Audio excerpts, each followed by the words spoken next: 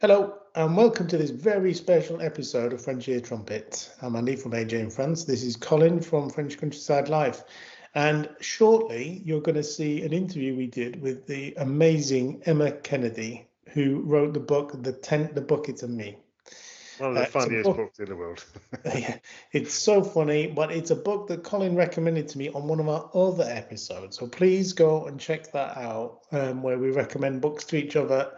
And I recommended a book to you, you loved, and Colin recommended this one to me. And I've got to say, it's one of the funniest books I've ever read. And it's true to say, you'll see in the upcoming interview that we do, Emma Kennedy is a very accomplished, intelligent, and all-round lovely person. And we really enjoyed doing the interview. So yeah, stick around, watch this. Also, before we go any further, shall we just address that? So, yes. So I was putting some fence posts in, and the big fence post hammer that goes over the top didn't quite go over the top. Come back and crack me on the nut. So yeah, so don't look at that. All right, so pretend that's not there. Anyway, Emma was so kind she didn't even mention it. So enough of that. Here we go. Hello and welcome to another episode of French Ear Trumpet. I'm Andy from AJ in France and joined by Colin from French Countryside Life. And today we have a very special guest, Emma Kennedy. And you may remember from an episode previously, we discussed her book, The Tent, the Bucket and Me. And Colin recommended it to me. So I thought, well, why not? I'll have a read and see what it's like. And following that, we both said, fantastic book. And Colin reached out to Emma's agent and who contacted Emma, and she kindly agreed to come on and discuss the book. So thank you very much for coming, Emma. I really appreciate it. My pleasure. So I just had a look on Wikipedia because that's all true on there, apparently. I have no idea who writes my Wikipedia page. Right. So absolutely none.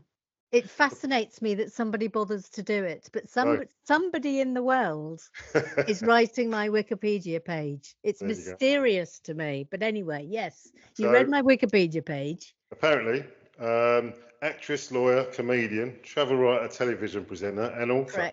Correct. And you won Celebrity MasterChef in 2012. Correct. Yes. Good. So and I'm also an Afflewack. Did you know that? An Afflewack. Okay, I don't know what that is. Adult fan of Lego. Okay. Who are chums. Okay. Hence, that will explain some Lego behind me. Yeah. I did.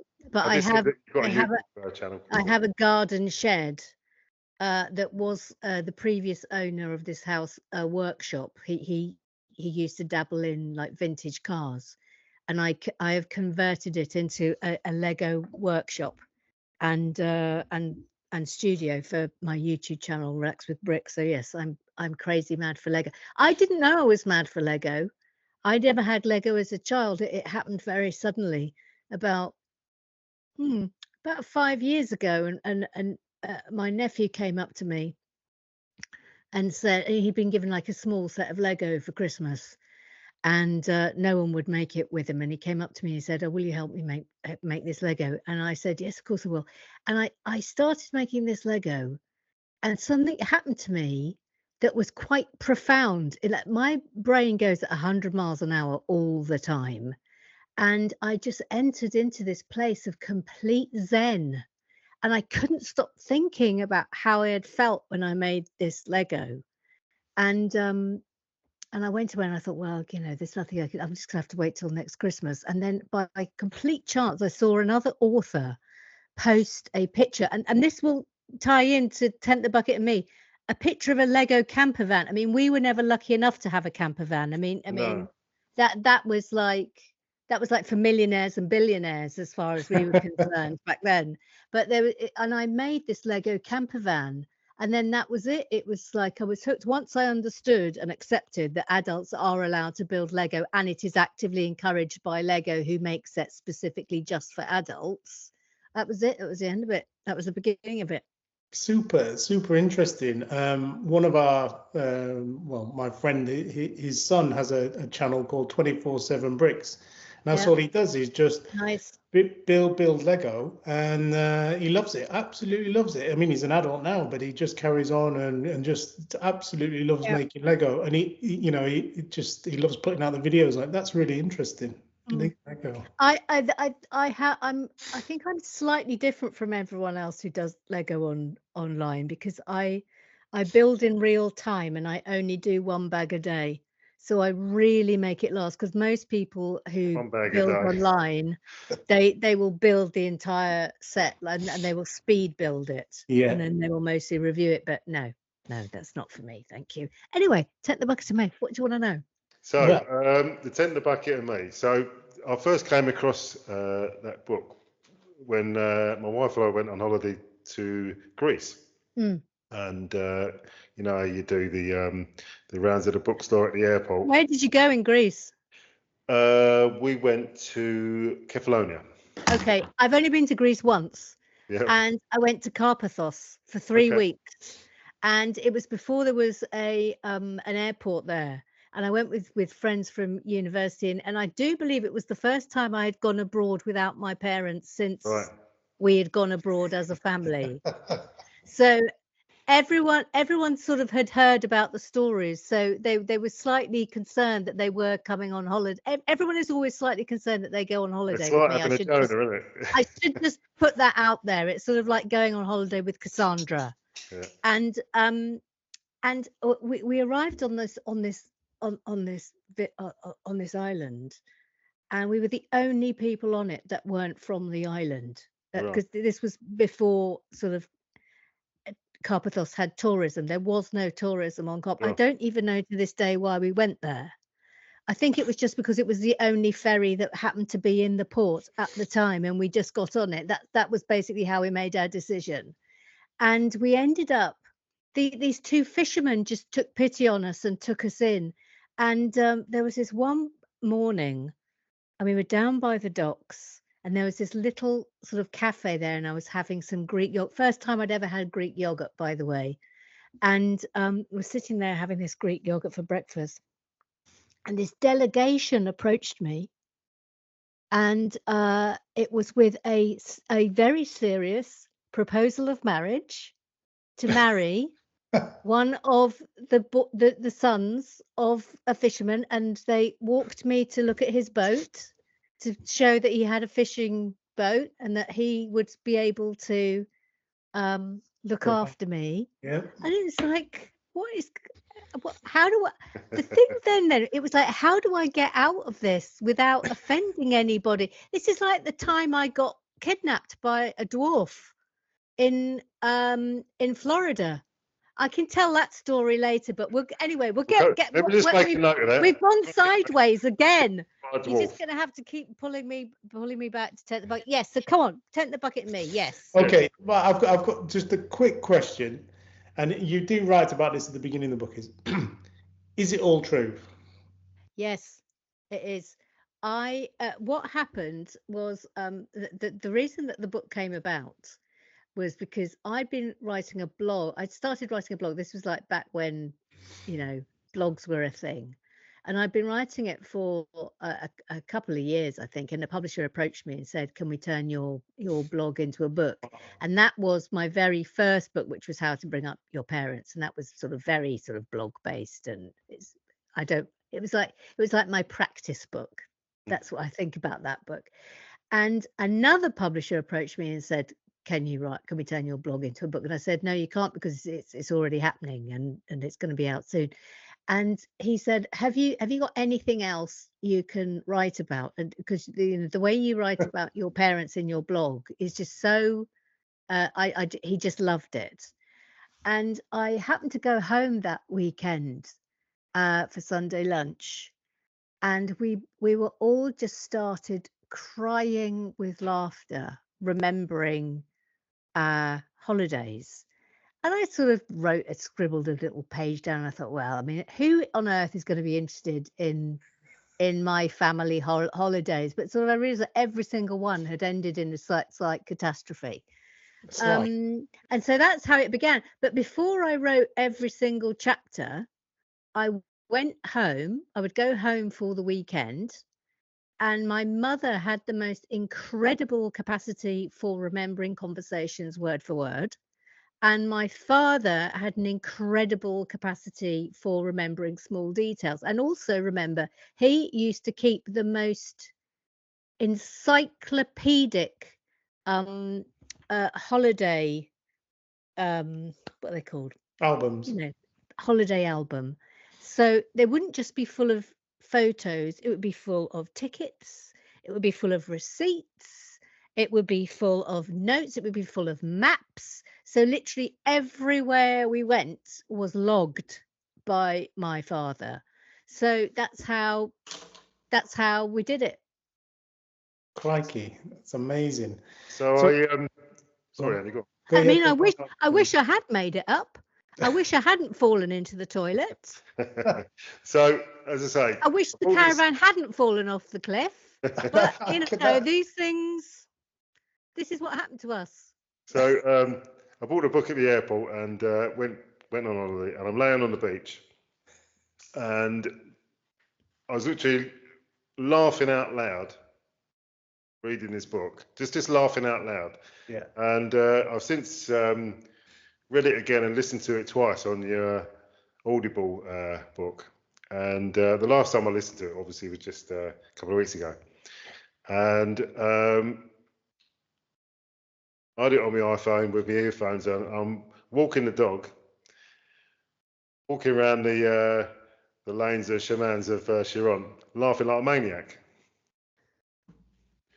So I tell you now. Do you remember in the first chapter when I have fallen into the bucket and I've got yes. covered in 3 generations of urine? Yeah. And there's only one thing I changed in the book, and it was because my dad's sister said that she didn't think that my grandmother, who was deceased, would like it if I correctly said what she had said at the time. All So right. in the book it says glad I didn't have a pup, but she actually said shit. She did actually say shit. So that's the only thing that I changed. I mean, out of all of the stuff that you go through, I mean, there's disaster after disaster. Did you ever have a holiday in between the ones you've written in the book which were incident free? No. Oh my God. No. Did you? It was one holiday. Back then it was one holiday a year. That was it. Yeah, it was like that was your only chance. Yeah. To do it. And so no. And No. so who's you get the impression from your book that the idea to come to France is mainly from your mum's side. My mother. Yeah, no, my mother was absolutely obsessed. Do you know where that came from, or why? I think, well, she came. Both my parents came from very poor families, like really super dirt poor families, and my mother especially so. Actually, even though my dad was like one of 7, and my grandfather was a coal miner,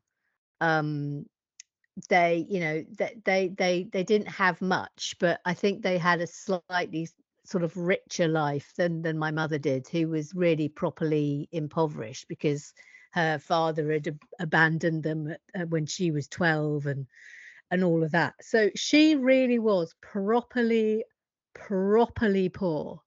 And like my grandmother would live on bread and jam, so that and any food that she had she gave to my mum and her sister. So she found herself from that sort that we lived on a council estate in Stevenage, but my parents were both teachers. With that shitting boy. With shitting boy, yes, with shitting boy who lived next door, who'd been shipped in from somewhere in London. Yes, no. Shitting boy, I'll never forget him. I wonder where he is now. Oh, where is he? He's probably works in the city, and And two things happened. Teachers suddenly got a massive pay rise, Yep. massive pay rise, Mm. and people were suddenly allowed to sell their council house. Yeah. So would that be the early Tory years, like the Thatcher years? Yeah. Well, no, it would have been a bit before then, because it was Mhm. like the beginning of the because Of course, that yeah. book goes from 70 to 80. Yeah. And so suddenly they like had a little bit of money, and suddenly my mother found herself from being very, very working class to sort of being aspirational middle class. Mm. And that was something she really embraced. And she just thought that going to France was the absolute pinnacle of success. Do you know, that's She just very, thought, this is it. We have made it. We are going on holiday to France. Because bear in mind, my mother as a child never had a single holiday, not one. They never. would occasionally go for a day trip to the seaside. Like same with my dad, never had a family holiday. It would be a day trip to the seaside that you'd go on the coach with the working men's club, and it would be a day at the seaside and back again. And that was it. That Mm. was it. So they never, ever, ever had holidays. So, and I think this is part of the problem, because they just didn't understand how to do it. And of course, we couldn't afford hotels. So even though they had a bit more money, they didn't have much. So it was the 10 to go. So whereabouts in the UK was your mum from? I know you wrote about it in the book. Basingstoke. Okay. Basingstoke. Because it's very interesting what you say. My granddad, so that's going to be similar time frame. He incredibly poor from a coal mining background in Pontefract. He instilled in my dad that, you know, once you've made it, you move to France. That's where. Interesting. Yeah, Interesting. and that's why I'm here today, because eventually my dad, he got his own business and he did make it, and he came straight to France after that once it sold up. But So also that- in the 70s, the big trend was French food. Of course. It was like that was the big thing. That was like, oh, let's have dinner parties. That was it was dinner parties were taking off. Dinner parties hadn't existed Yeah. for anyone other than the very sort of ultra rich. The upper class had dinner parties, but the middle class didn't have dinner parties until the 70s. They all sat around dipping bread in oil. Exactly. Yeah. And a brie appeared for the first time. Wow. You know, imagine. Yeah. and I can remember That's the first sophisticated, time mate. I can remember someone coming round to our house, a school friend, and having an avocado for the first time. Her name was Paula Berryman. She's never forgotten it. Super. But I don't think your dad really got on with French food reading in the book, did he? No. I mean, he didn't have much luck. No. That's an understatement. Him eating the mussel, the raw mussel. Yeah, raw mussels. It's something that is just etched into my brain. For it's like it happened yesterday. I can still see him standing there. It was sort of by the water. This Frenchman with this enormous stomach. He was as brown as a berry, sort of slightly sort of gnarled in that great French way, that real sort of Frenchman look.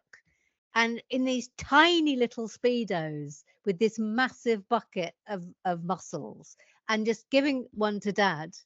And Dad, because again, like he was so polite, my father, and no was not in his vocabulary. I think that was part of the problem.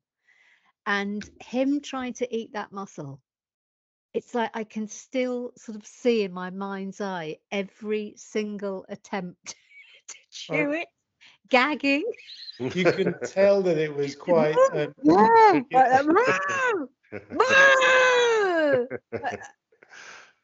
You spend an awful lot of time on that in the book describing it, and when you're reading it, you can really get the. You can feel the pain. Feeling that he really does not want to eat this mussel. No. no. But, And then- And my God, the sickness that ensued. Oh, good And grief. it's not like you had a toilet to go back to either, is it? No. Just so have No. you been back to France since then, Emma? I have been back to France, but I was thinking about this the other day 'cause I'm actually trying to learn French at the moment. Okay. But because I Is there a love reason France. for that, or No, I just sort of thought it really embarrasses me that I can't speak another language properly. So Right. I thought, well, I did French at school, so I'm going to how restart old can you that, be? and then I'll move on to Italian, and then I'm going There to you give go. Japanese a go. There you But go. but yeah, so it's something I'm doing at the moment. I was in Paris. Gosh, that must have been about 8, maybe even 10 years ago. Because Wilma Tenderfoot, one of the children's books I read, was coming out in France, so I went over to have a meeting with the publisher there. But in terms of a holiday in France, no, I haven't had a holiday in France for years and years and years and years. I've been to Italy, but not back to. Oh, hang on, wait, I'm lying. I went on a crazy week to Cap Ferrat. Okay. Where is it? Down near Cannes. What is it? Cap I've heard of it. something. Yeah. It's Cap something with Miranda Hart. Oh, really? Yes, me and her, we went on holiday to this it was a house near Cannes, and we opened it up, and I have never smelt damp like it. I actually had to go to sleep with 2 tampons up my nose No. because the damp was so bad, because it was a family home, but it hadn't been opened up in like 6 months or something. No one had been in it. And so there was this dreadful damp. So we had to like open everything to just try and get rid of this damp smell. Yeah, I remember that now. We just went and looked at a house actually, and as we've been shown around by the agent. I just remembered another. Yeah, sorry, you finish. I just remembered another thing about the night we arrived. As we've been shown around by the agent, halfway up the stairs, there's like a door. So Jane said, "What's in there?" He said, "Oh, it's just a storeroom." So I said, "Well, can we have a look then?" So he opened the door, and this smell came out. And Jane said, "Well, that really smells like damp." And the agent said, "No, I just think it's a bit of moisture." So I said, "Well, Damp is. is that not damp then?" Weird. So I went and looked in there, and there was rats in there. There was like Amazing. rat crap everywhere, and the smell. Yeah, so Cupboard of rats. yeah, Amazing. consequently, just that one was struck off the list. I've just remembered that our flight was delayed. This is when I was on holiday with Miranda. Our flight was. You see again, you've gone on holiday with me. This is what happens. Flight was delayed, so we got in really late. Right. And we were then driving in the dark to try and get to this house in Cap, whatever it was called. And it was it was about 2 or 3 hour drive, and we get there and it's midnight, and we can't find the house, because it's like it was like it's loads of houses all sort of dotted on this hillside. We can't find the house, and we think we found the house, and we start sort of padding into the garden and trying to get in. Oh my God. So we're trying to get into this house that we think we've rented. But you're not 100% We hadn't rented sure. it. We hadn't rented it Oh because my- we were met by qu'est-ce que c'est que ça? Les cambriolages, whatever it is. It's burglars. No, we're not burglars. We're just trying to go on holiday. That's great. So your French holidays, without exception, really? Without exception. Yeah, without exception. Wow, that is crazy. Because during the book, you I wouldn't say use the term graduated, but you go from a tent to a gîte, don't you? And when we say gîte, I'm going to use that in the loosest possible. I mean, it was basically a barn. Yeah, Yeah. it was sort of like when you walk into a field and think, have cows been living in this? Really? Have With they? the ants. And With they've the just ants. killed the cows out and put some beds in. Is that what's happened here? Yeah, that was quite something with the with the ants Yeah, with the ants. Just living brilliant. in the corner. Yeah. And the Yeah. And local. the bat. The Yeah. bat. Yeah. My dad shouting, use the force, Emma. Yes. But the yes, of course. And then when you try and work out what that sound was, and you only Yes. find out On when the you've last left or you're day. about to leave what that noise Yeah. was. On the last day, and it was loads of disabled children sort of that have been semi-chained up, if I'm being honest, just sort of Well, dragging their chains and their calipers, and Oh dear. it was Dear. grim. It was really grim. Yeah, dear. I could see why you haven't gone back. Only the ones. I mean, this is it's weird because I still love France. I love it. I really. Oh wait, I've gone again. I did remember. I went with my in-laws. Nothing untoward. Oh wait, no, it did. We had Of course. a really mangy dog.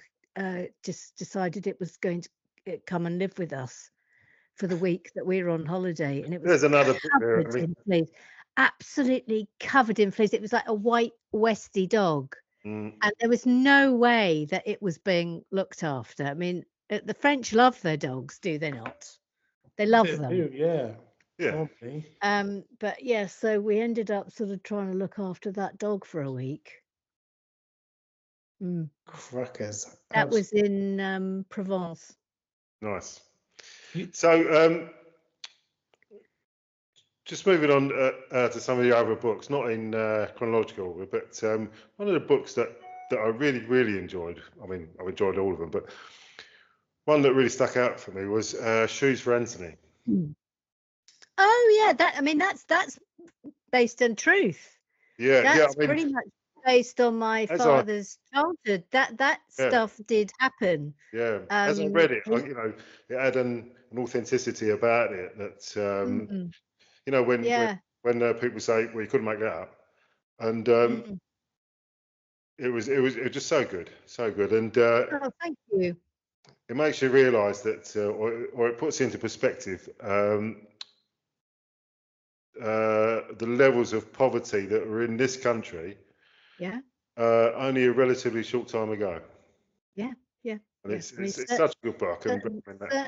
Certainly before the welfare state was introduced. Yeah. I mean, my dad almost died when he was a child because his parents couldn't afford the doctor's bill. And he should have gone to hospital, but they didn't take him because they couldn't afford to.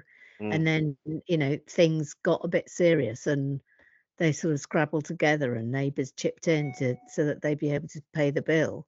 Yeah, well, that's the thing, when people got ill in those times, if you didn't, have the money, you just died. He just died. Yeah. Wow. But and then just jumping back 4 years, in 2011, you published "I Left My Tent in San Francisco," which is the sequel to "The Tent, the Bucket, and Me," which is just another hilarious book. Just yes, that's the one where I am at one point kidnapped by a dwarf. Yes. Yeah. So let's just explore. I was kidnapped by a dwarf. Okay, so I'm with my best friend, and we've gone to we've finished university, and we genuinely thought that we were going to do Work America and we were going to make our fortune. And obviously the exact opposite transpired, and we were absolutely at the mercy of the kindness of strangers. So we had to get back. Our flight home was from New York, and we had to get to New York from San Francisco, but we couldn't really afford to get there. So we were on I think it was $5 a day was our budget. We'd managed to buy a Greyhound ticket. That was basically all we had the money for, was to get a Greyhound ticket. And then we were on $5 a day to get from San Francisco to New York. And one of the places that we stopped was Pensacola in Florida. And we got off the bus and we had no money. So we didn't have credit cards then because it was 1989 and you didn't have credit cards then. So it was sort of the closest you could come to being a woman in a crinoline trying to travel as it was possible to be before the modern age arrived. So there's no mobile phones, nothing. And we knew that there was a campsite in Pensacola, which is why we'd got off there, because there aren't many campsites around America, certainly not in the cities or anything like that. So we had got off at Pensacola specifically because we knew there was a campsite.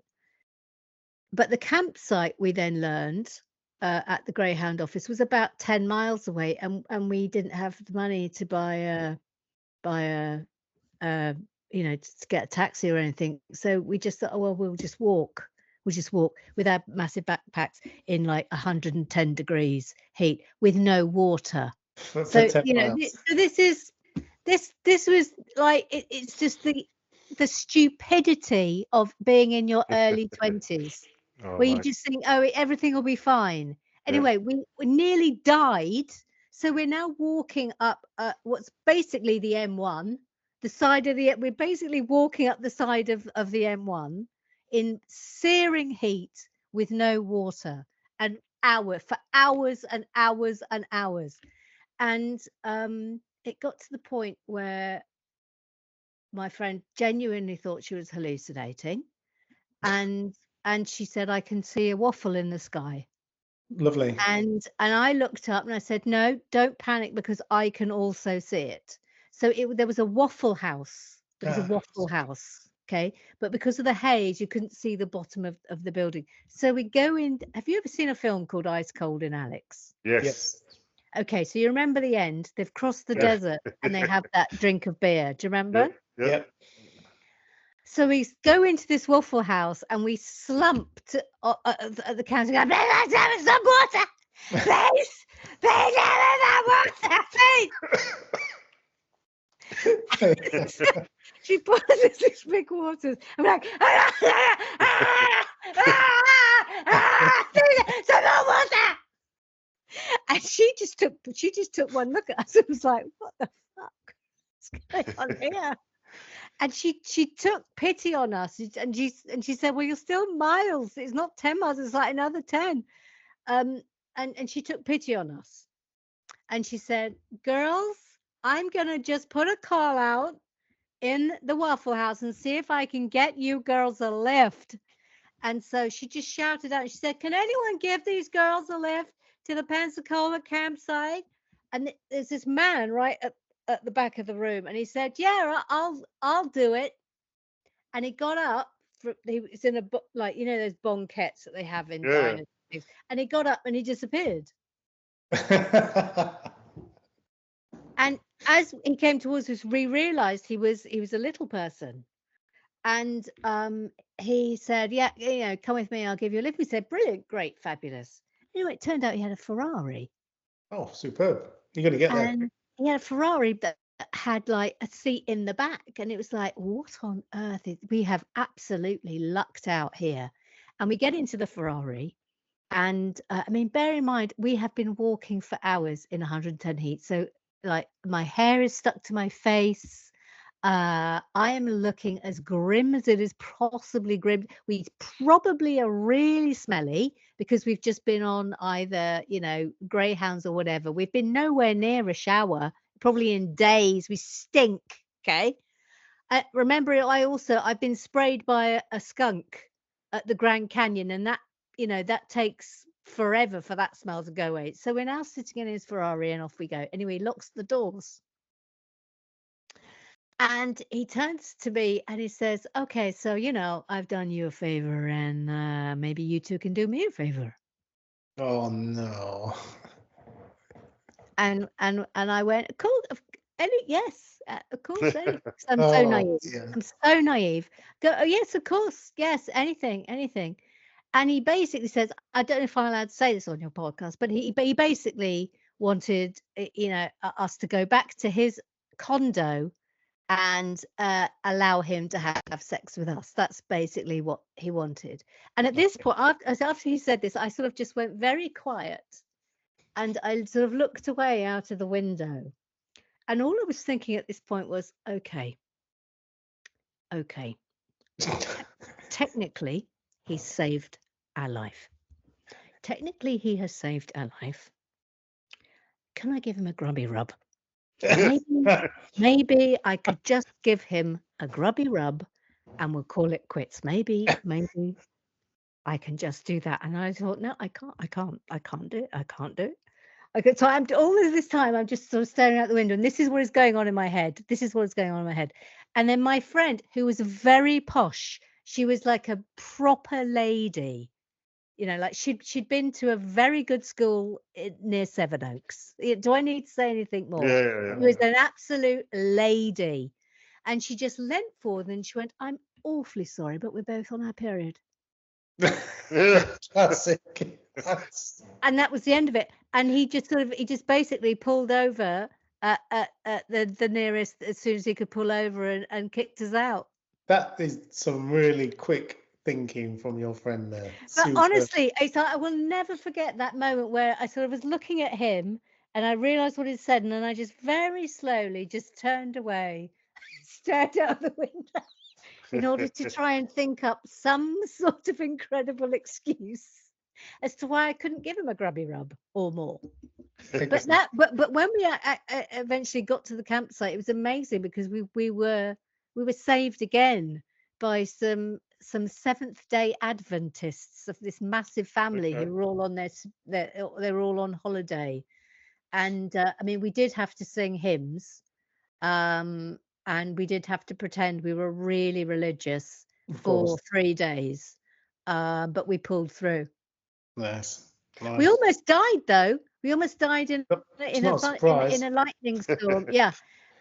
They had this really small tent that they lent to us, and that was the first time we had managed to actually sleep under something up to that point.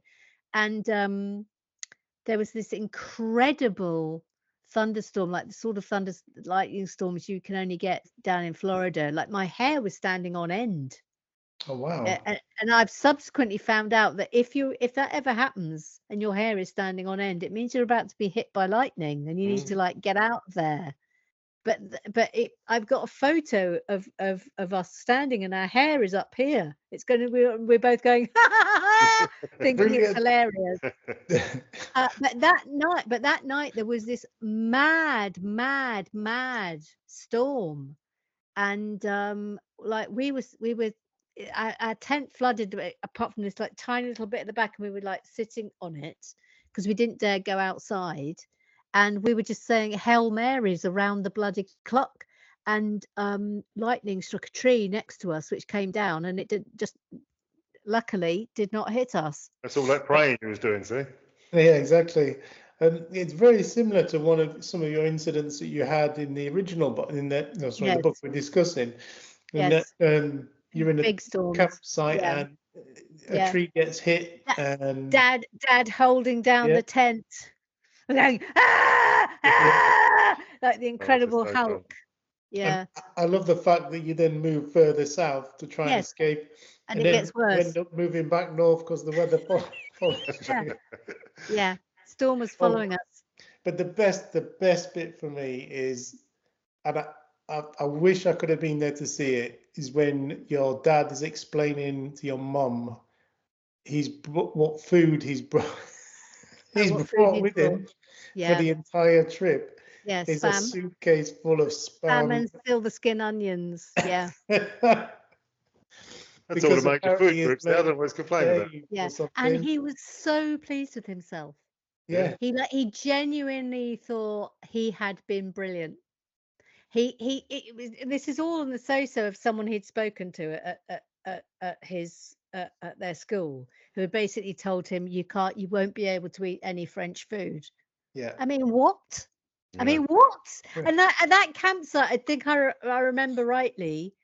Like there were French families there, and they were roasting chickens, Yeah, you got and they were all this amazing smells coming from everywhere, and they had incredible cheese, and they had baguettes, and they had this and they had that, and we had like tins of spam. Yeah, but Spam. your mom didn't even really like it, did she? No, she hated it. None of us liked spam. I don't know what he was thinking about. So was your dad still around when that book was published? Oh yes, yeah. No, they both were. Good. My So- my parents used to go and stand in Waterstones in Hitchin and wait for someone to pick it up. And then my mother would go, "Oh, hello, we're Tony and Brenda from Tender Bubble Gummy. Would you like me to sign that for you?" Brilliant. That's what she used to do every Saturday. No way. Yeah, That's incredible. So she was hilarious. My mother, absolutely hilarious. Go on, Colin, go on. come on. Yeah. So just talking about your mum. The next book that I'm gonna read. I've not read it yet. It's published in 2022. Letters from Brenda. From what I've read, you found a bunch of letters. Yes. Yeah. So, Yes.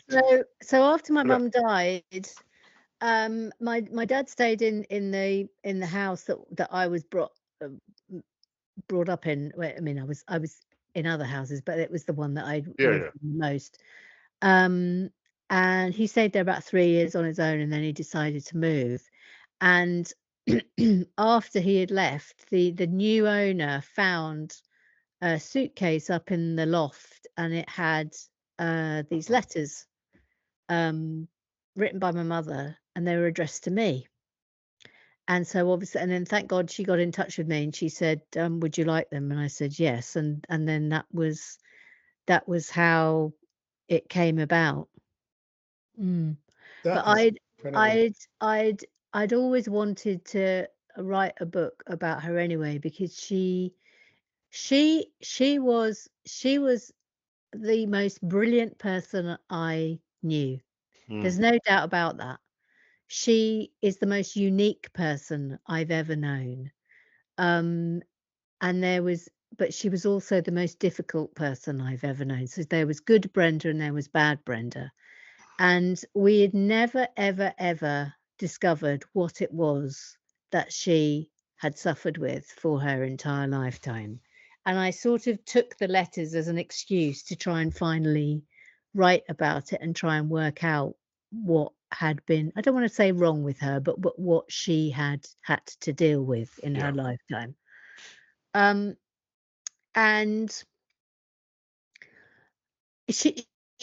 but being around her was like being in a field with a wild horse. That's probably the best analogy I can give, is that it's sort of simultaneously the most magic thing that can ever happen, but it can also rear up and kill you in the head at any given moment. So it was like that. It was like that. So you never quite knew if you going to get good Brenda or bad Brenda on any given day. Okay. Good Brenda was the best person you've ever met in your life. And like you two would have been madly in love with good Brenda. You would have wanted to spend every spare moment with good Brenda. She was hilarious. She told brilliant stories. She was the absolute life and soul. Bad Brenda, you want to touch with a barge pole. So after I wrote the book, we sent it to a clinical psychologist to make sure that I hadn't said anything that was either irresponsible or wrong. And normally what happens with those sorts of reads is that you will just get very rephrase this or don't put that in, that's wrong. But what he did was he wrote me a letter, and it was like 3 pages long, and he basically diagnosed her from the story that I have told, and also from the letters that I included, because I put between each chapter, I put one of her letters so that you really feel that she's present and she's there. And also the letters are brilliant, and you get a real sense of her energy from them. So it was really important for me to include those letters. But anyway, he gave me a diagnosis, and I include it at the very, very end of the book as a sort of an epilogue, really, Yeah, is yeah. his Okay. letter. And he said she had schizophrenia. Good Lord. Wow. So she went through her entire life with Mm. schizophrenia untreated. Wow. And does that diagnosis make sense to you now looking back? Yes, completely and utterly. It's interesting because like when I was doing like book tour with Letters from Brenda, I had longer queues after those gigs than any other book I've ever written, and it was all people who have a parent who had suffered with a mental illness that has basically, because of that generation, if you had a No. mental illness, you didn't get treated for it, No. No. and there was absolutely no way my mother, age 20, about to become a teacher, and she was finally going to have a future, was going to go to a doctor and say, do you know what, I'm not well, because then she would have been put into an institution Yeah. and she would never have got out of it, and she would have been medicated to within an inch of her life, and she would not have had the life that she led. Wow. So I get it. I completely understand why she never wanted to ever do anything about it. Do you think But she even knew that there was something different or wrong? No, I wouldn't say yeah, I wrong. do. I do think she knew that she wasn't well. Mm. Yeah, but she would never admit to it. She would never say it out loud. There was one occasion, she it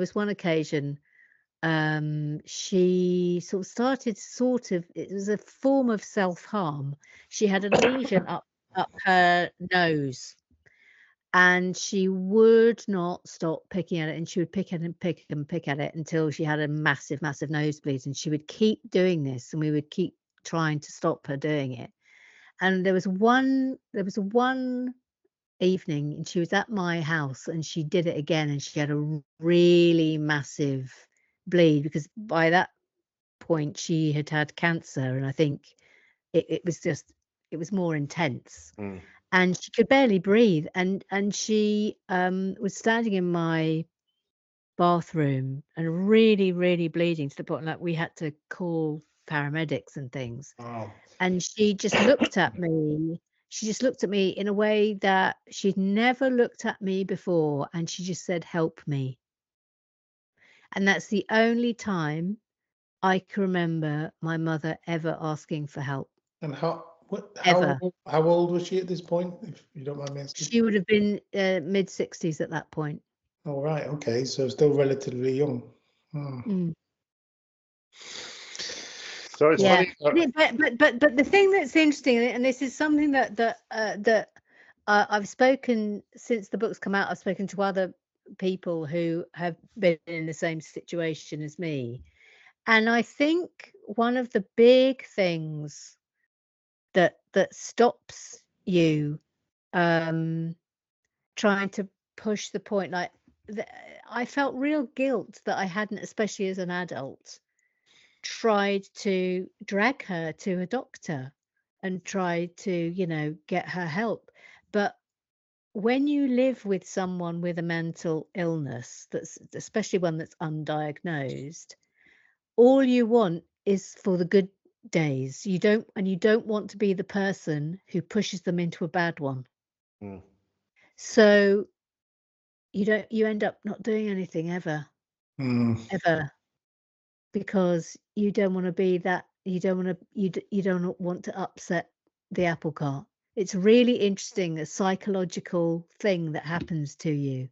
It's like Stockholm syndrome, really. But it was Yeah. my dad was exactly the same.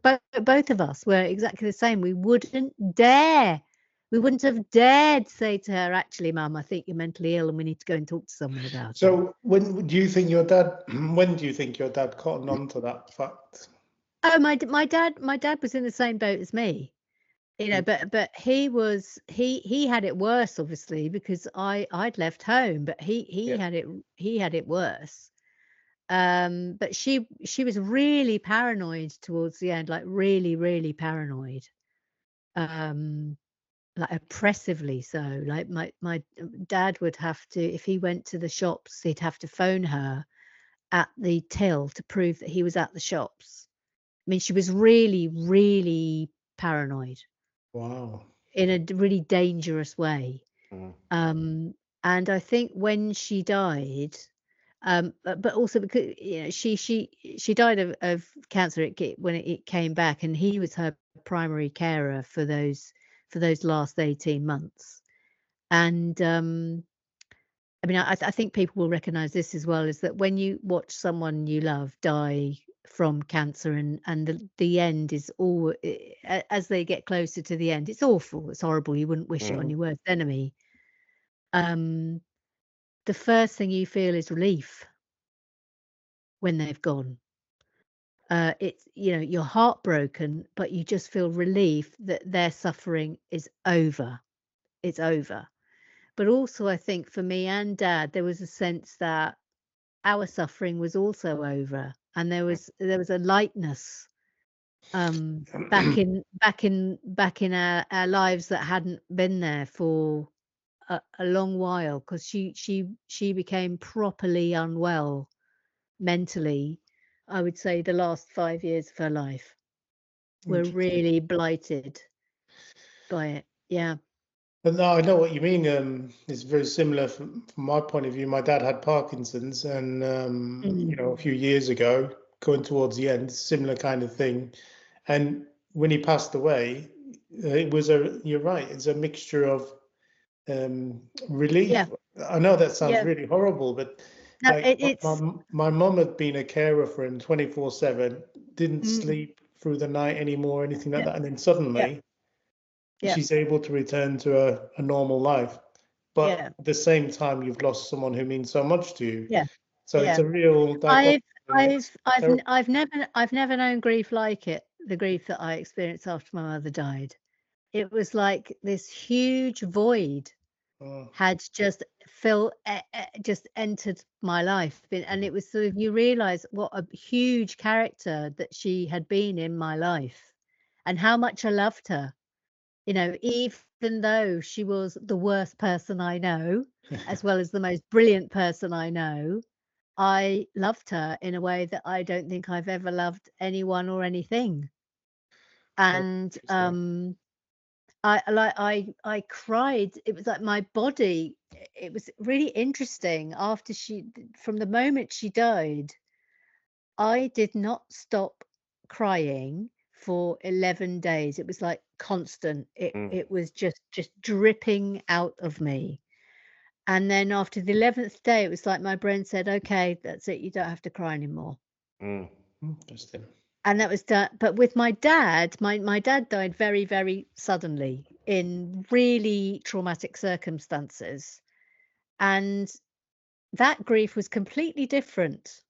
It was shock. But because he was starting to get dementia, there was no doubt about that. And again, it was like, do you know what? For him, that was the perfect way for him to go. Horrible for me, but for him, that was perfect. He basically just fainted, and that was all he would have known about it. He had an embolism in his heart. So there's absolutely, they worked on him for half an hour, and there's absolutely nothing they could have done. But for him, perfect way to go. Perfect.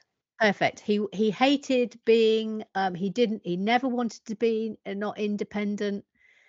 He was fiercely independent after my mum died, because he just wanted everything, he didn't want to have responsibility for anything. He wouldn't even have a dog.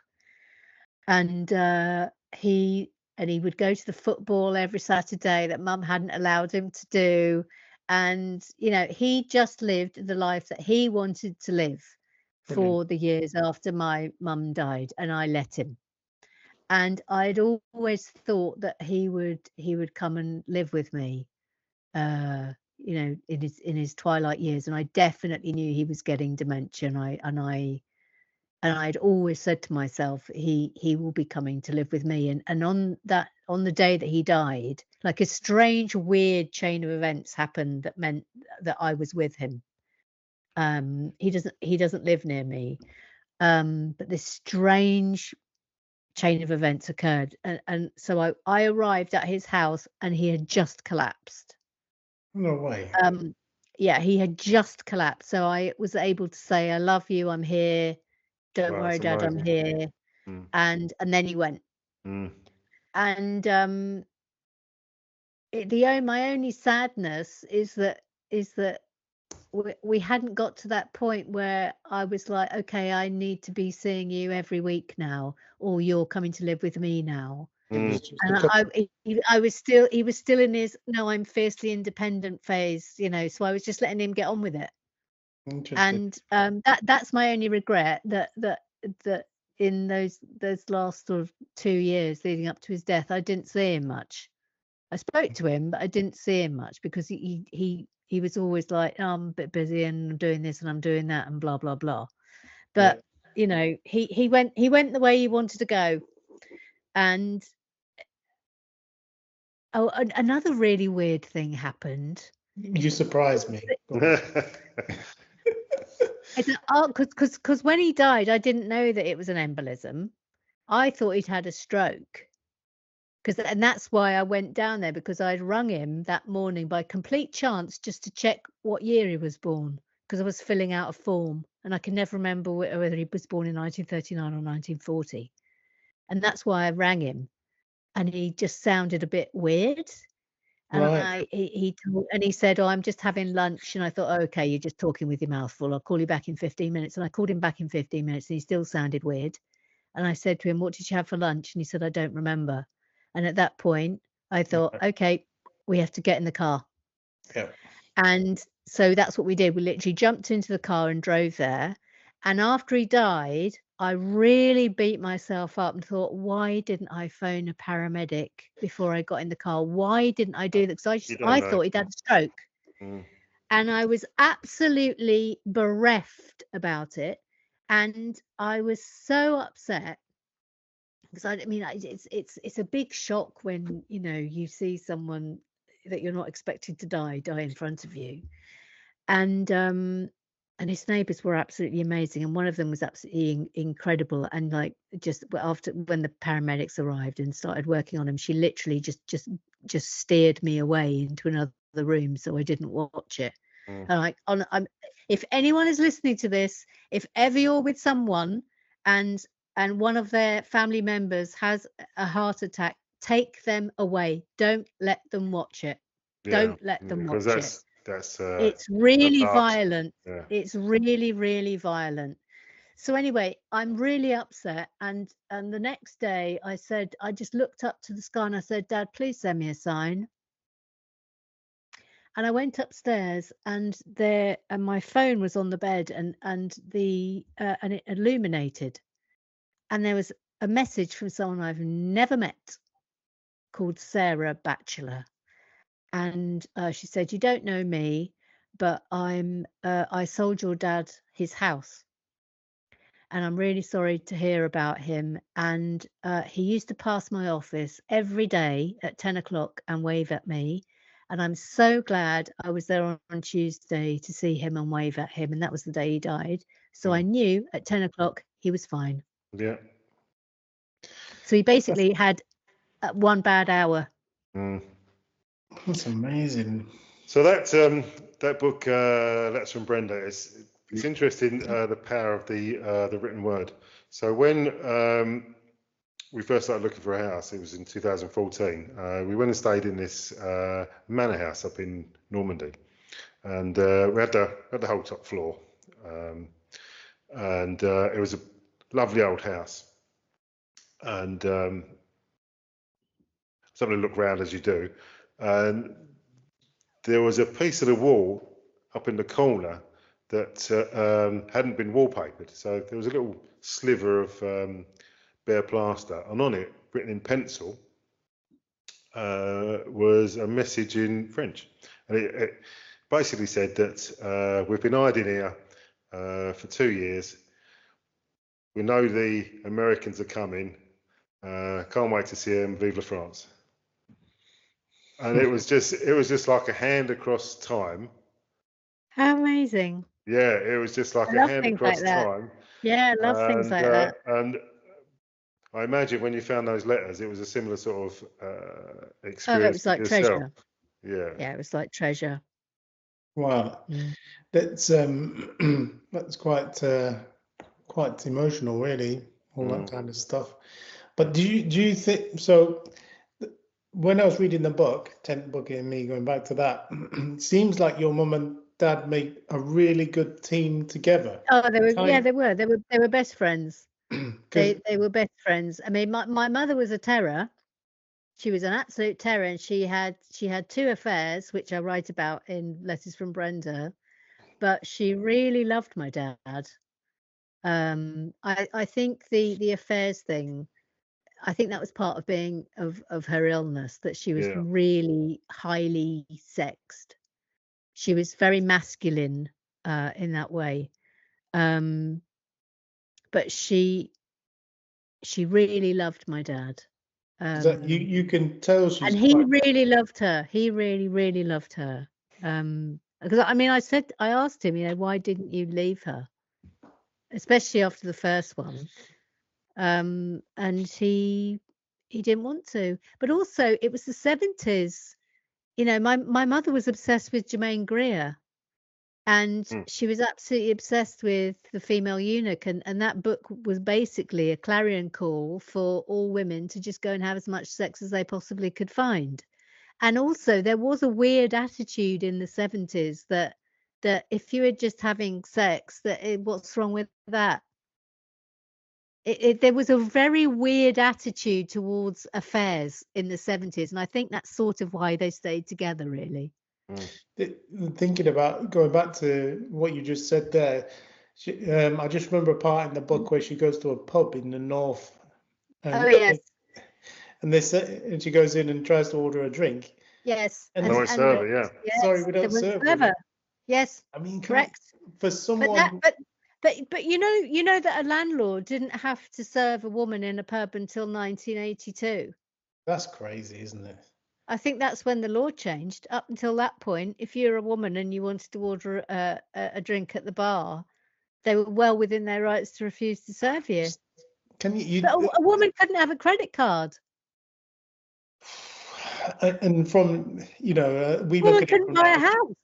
People around today just probably can't comprehend that, and that's within lifetime, generation. Yes. Unbelievable. The frightening thing is that 1982's how many years ago? 47 years ago. I mean, how has that happened? I don't know. I'm going to be 58 next month, and it's like I don't understand what you're saying to me when you say those things. I don't feel what. Just a quick question. I just want to ask about the Kennedys, the TV series. Yes. You were involved in that, weren't you? Yeah, I wrote it. Yeah. So, how much of that was based on your experiences in France?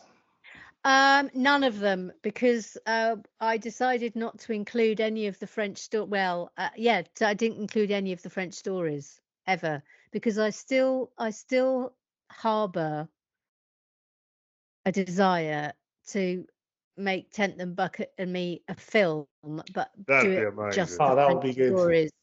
Just the French stories, because there is a story arc there, and it's basically about Brenda trying to get to the south of France. So that would work. That would actually work. Yeah. So I deliberately didn't include anything from France. Did you ever see that?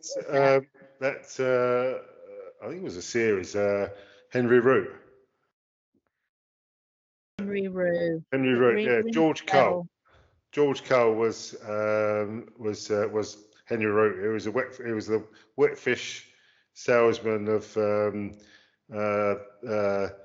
the north, and he set off with his wife when he retired to find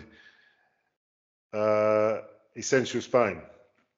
So they're looking for a place to stay, and they see this house, and because it looks like it might be a hotel, they go up and knock on the door, and this old lady answers the door, and he says to her, "Have you got a room? Have you got a bedroom?" And she says, "Well, yeah." He says, "Okay, we'll have a look then." And he pushes past her, goes up the stairs, into their bedroom and says, and then he comes down and says, "Yeah, we'll have it."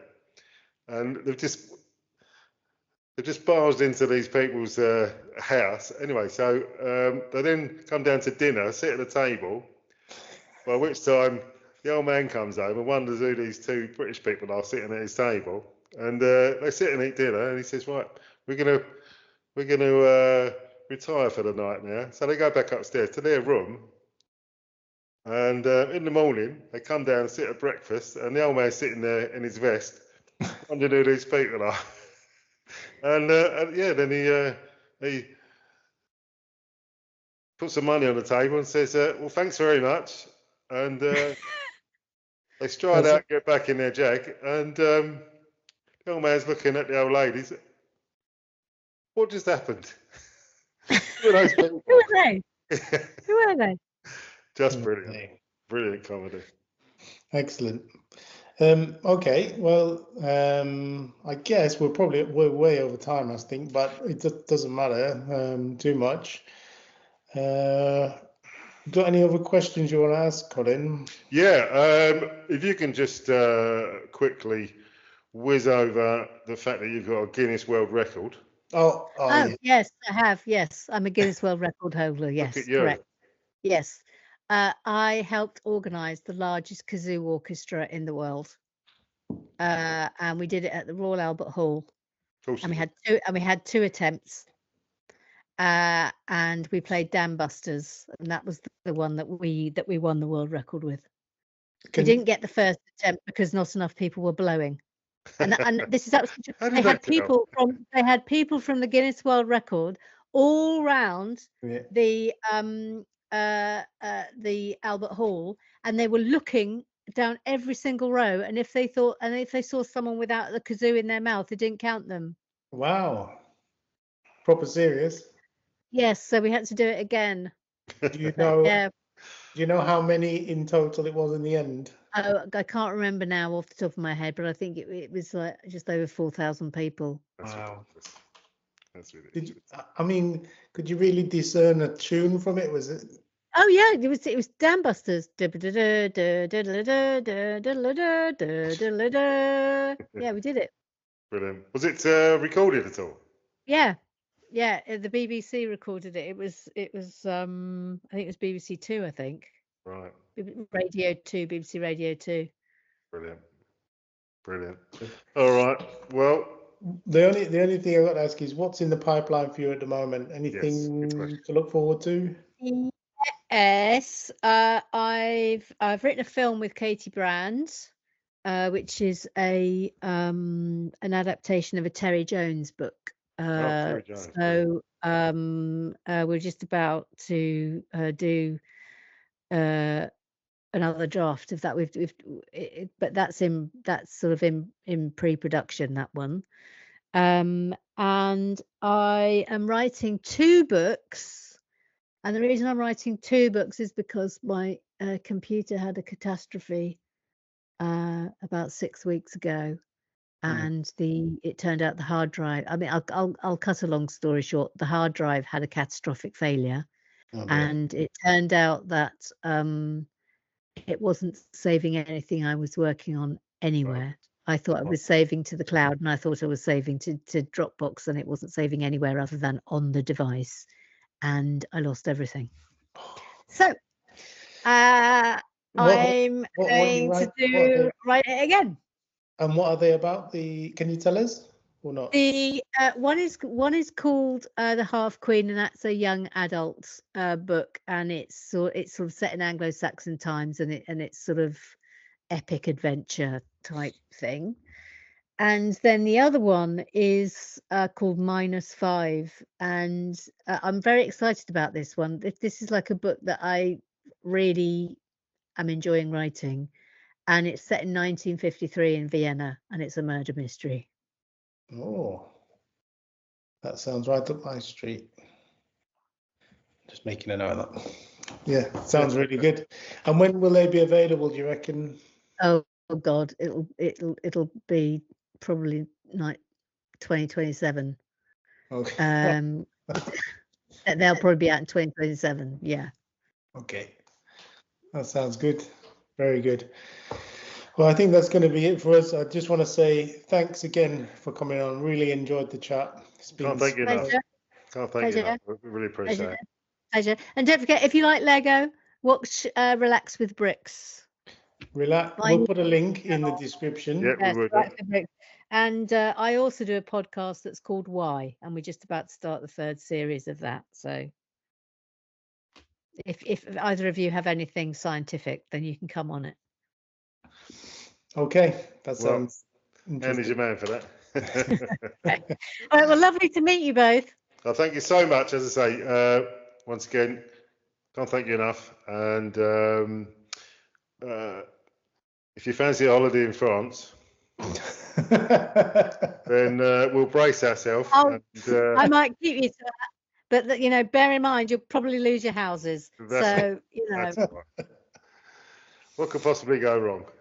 what could possibly go wrong? Everything turns Yeah. out. Yeah. Okay, All lovely. right. Well, thank you so much again. And yeah, thanks a lot. Thanks for watching. Bye. Bye. Bye. Bye. Bye. So thank you so much for watching. I think we both really enjoyed that. That was great. Superb. It was great. And I've just had a look actually, and the book Letters from Brenda is actually out on Audible as an audio book that's narrated by Emma Kennedy on the 12th of May. So I'm definitely going to be downloading that one. So all that leaves to say is if you'd like to give the video a thumbs up, that'd be great, like that. And press the notification bell so that you know when there's new content. And maybe think about subscribing if you're not subscribed already. There'll be plenty of links in the description for you to see. Click on those. And all that leaves to say is it's goodbye from me. It's goodbye from him.